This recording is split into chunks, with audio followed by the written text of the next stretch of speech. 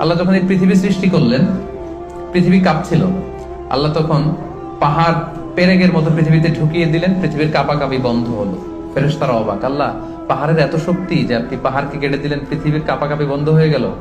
ইয়া রাব্বি হাল মিন খালকিকা আশাদ্দা মিনাল জিবাল, আপনার সৃষ্টিকুলের মধ্যে পাহাড়ের চাইতেও শক্তিশালী কিছু আছে? আল্লাহ বললেন আছে। সেটা কি? আল হাদিদ, লোহা। ফেরেশতারা আবার অবাক, লোহা এত শক্তিশালী? কারণ লোহার হাতুড়ি দিয়ে পাহাড় কাটা যায়, তাই না? তখন ফেরেশতারা আবার প্রশ্ন করলো, আল্লাহ তাহলে লোহার চাইতেও শক্তিশালী কিছু আছে নাকি? আল্লাহ বললেন আছে, আগুন আর নার। কারণ আগুনের ভেতরে লোহা ফেললে লোহা গলে যায়, তাই না?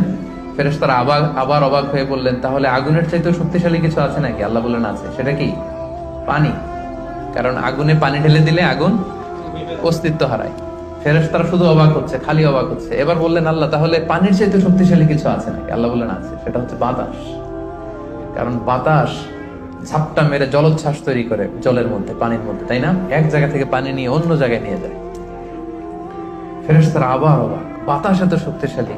ইয়া রাব, আল্লাহ তাহলে এই বাতাসের চাইতে শক্তিশালী কোন সৃষ্টিকে আপনার সৃষ্টিকুলে আছে? আল্লাহ বললেন আছে। কে? আল্লাহ বললেন ওই বনি আদম যে গোপনে দান করে। ওই বনি আদম যে গোপনে দান করে, এত গোপনে তার ডান হাত কি দিয়েছে, বাঁ হাত সেটা টের পায় না। সুবহানাল্লাহ।